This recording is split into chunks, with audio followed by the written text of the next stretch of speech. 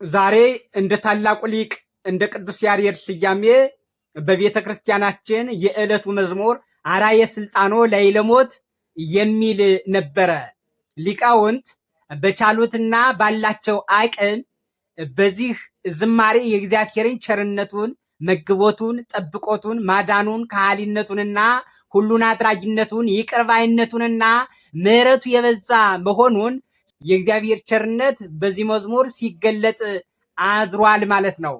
ይህንን አስመልክቶ ታላቁ ዘማሪ ቅዱስ ዳዊት ዘመነ ስጋዌ ከመድረሱና ዘመነ ክርስቶስ ከመድረሱ ዘመነ ድህነት ከመፈጸሙ የሰው ልጅ ግዕዛን ከመሰጠቱ 1000 ዓመት አስቀድሞ እስመ ሰበረ ውሃተ ብርት መናስግተ ዘሐፂን ብሎ ዘምሯል።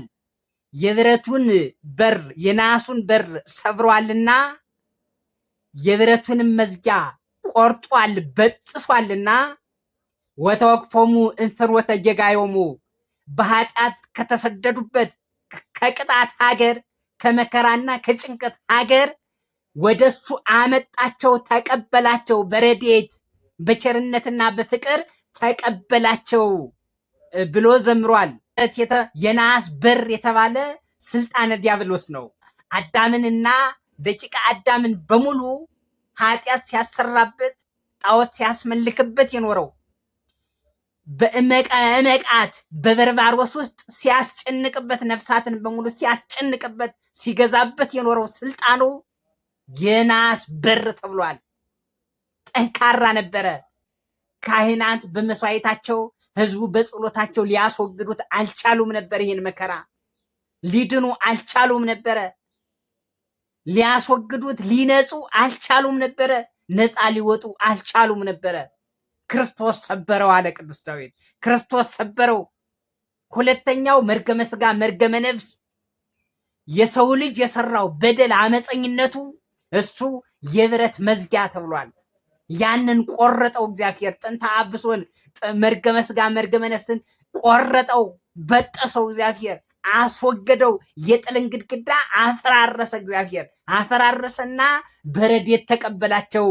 ይህ ሰው ልጅ የክርስቶስን መንግስት እንዲወርስ ሆነ። በስሙ ተጠራ፣ ክርስቲያን ተባለ፣ ክርስቶሳዊ ተባለ፣ ወልደ እግዚአብሔር ተባለ። የሰው ልጅ ወልደ እግዚአብሔር የእግዚአብሔር ልጅ ተባለ። የመንግስቱ ወራሽ ሆነ፣ ተወራራሽ ሆነ።